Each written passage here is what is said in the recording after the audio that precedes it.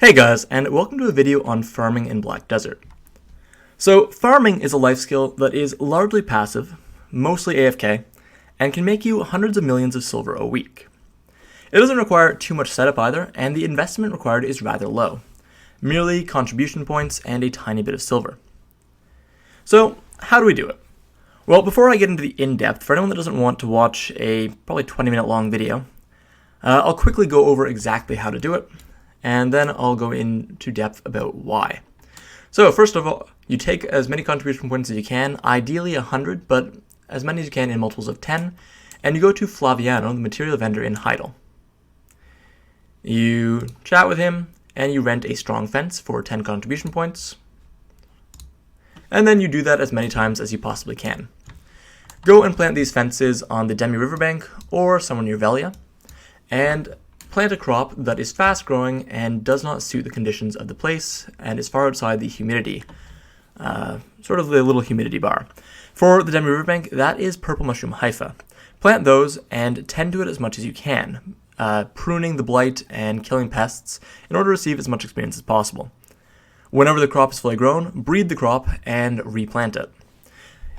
While doing this, equip a silver embroidered farmer's clothes as high as you can get it. Probably +2 is a reasonable amount to get it. And use as many experience buffs as you can, such as Book of Life, The Secret, Book of Old Moon, Villa Buff, Drafts, and Seafood Crons. Do this until you hit Artisan 1 farming, and then switch over the purple mushroom hypha for a money crop. Something that grows quickly and has a high price for magical seeds. In order to get magical seeds, you're going to need to breed special crops, so whichever crop you decide on, buy special seeds, fill up your farms with special seeds, and then breed them until you get magical seeds, and you can replant your entire farm with magical seeds. Take these magical seeds, breed them, and vendor any excess magical seeds to vendors for a decently high price. As you can see, these ones are worth 300,000 silver. And turn the byproducts into stonetail fodder. Do not turn them into where you can exchange them, but turn them into stonetail fodder. And either vendor the fruits to the center marketplace or use them for alchemy. Alright, so that is the short of it. Now for the long of it and the why. So, farming requires contribution points in order to rent fences. You can rent fences from a variety of different people across the world. However, you can only rent 10 fences at once, and Flaviano sells fences that cost the highest at 10 contribution points each, which let you invest 100 contribution points into the fences, and each strong fence lets you grow 10 crops in it at one time. Now, purple mushroom hypha is the crop you want to grow as a beginner, mainly because, so if I just search purple mushroom hypha here, you can see it. We're just looking for a seed, which for the seeds for purple mushrooms are hyphas. That is what a mushroom seed is, a hypha, and they will grow purple mushrooms. So we'll just buy a single seed. You can see they're pretty cheap, 69,000 silver each. You want 10 seeds for every fence you have. If I just scroll all the way down here, here's my purple mushroom hypha. You want 10 seeds for every fence you have, as, well, that's how many a strong fence can take. So, the reason we chose purple mushroom hypha is because, as I mentioned earlier, magical seeds are where the bulk of your money from farming is earned. So if I go over here, in order to activate a fence, you just go into your inventory, you right click it, and then a nice grid comes up. So you want to grow your fences exactly adjacent to each other pretty much. So do that, confirm it, and then you place the fence. It takes 5 seconds, literally. Nothing to worry about, pretty easy to do. I have mine all grown along the Demi riverbank, so that's why I'm going to go this one. Once it's placed, you can press R to switch to place mode, just like in a house, and then you can grow the seeds. So, purple mushroom hypha, if I try to grow it, you can see that it is outside both the humidity and the optimal humidity and optimal temperatures to grow this plant. The water bar also isn't optimal, but I won't really get into that now, as that's a little more advanced than this crop takes. It's going to take 5 hours to grow, and in that time, because it's outside the temperature and humidity bands, it is going to be attacked by blight and pests much more often than something a little more optimal, such as barley here will be. So you can see barley is square in the temperature band, not exactly perfect for humidity, but I accept it because I grow barley for fruits of nature. So you plant it, you just install it with space, and then it starts to grow. So just install it. And like I said, you're going to want to run up to it whenever it gets blighted or attacked by pests. Now then, the reason that you want your crops to be attacked by pests and blight as much as possible is because you want as much experience as possible. And you get experience from farming whenever you interact with the inventory of a crop. So that is whenever a crop is finished growing and you harvest it, which is you take the crop and you harvest a number of items of whatever type that is. So if I was to harvest this barley, I would get barley. Or you breed it, and when you breed it, instead of getting the items, such as barley, you get these seeds back, and you get between 1 to 3 seeds per harvest, as well as whenever you harvest or breed, you also get back byproducts, so right down here. Quick note, do not exchange these, but rather you're going to want to turn them into stone-tail fodder, as well as fruits of whichever type that crop provides. So for barley, it is a fruit of nature. You can also get mysterious seeds, which give you a pretty nice experience boost. And mysterious seeds can be used to make mysterious seeds of whichever type that you decide to process them with. Not going to really get into that in this video, but save your mysterious seeds in your storage. Do not vendor them. So, in order to obtain optimal experience, you want to be killing pests, because that opens the inventory, pruning, because that opens the inventory, and then finally breeding your crops at the end in order to replant and continue pruning and killing pests. This will give you experience as quickly as possible because you want to hit Artisan 1 farming.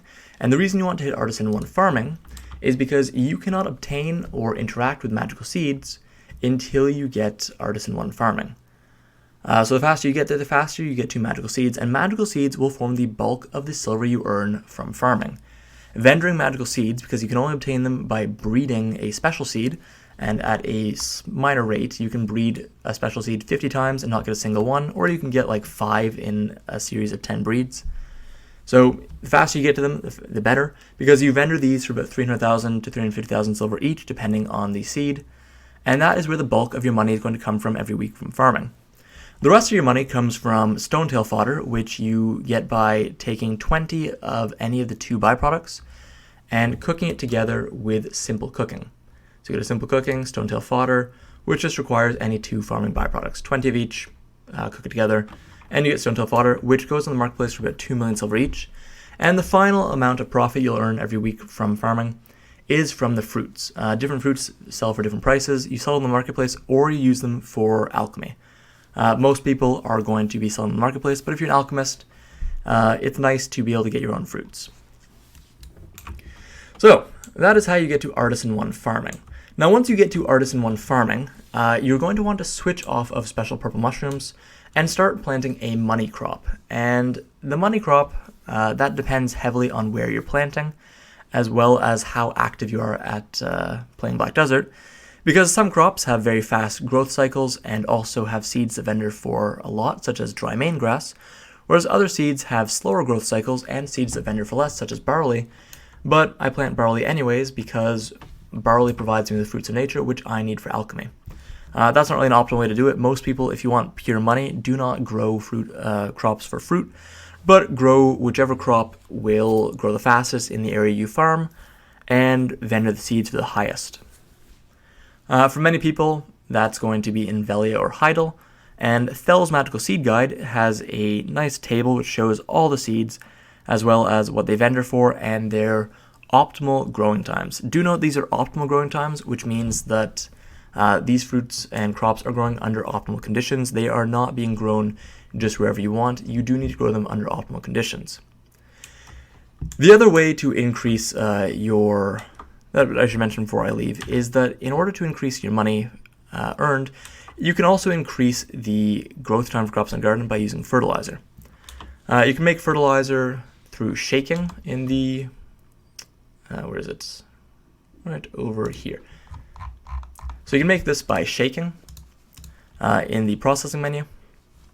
It's pretty simple to make.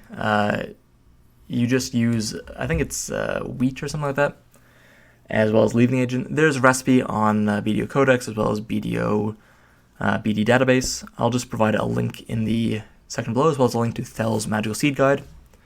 But using fertilizer, you can increase the growth time. As you can see, it's been fertilized. So back over to this, you can see the estimated time has gone down. You can also see how much fertilizer I have left. So using fertilizer is a great idea because it increases the growth time, which increases the number of cycles you can do in a day.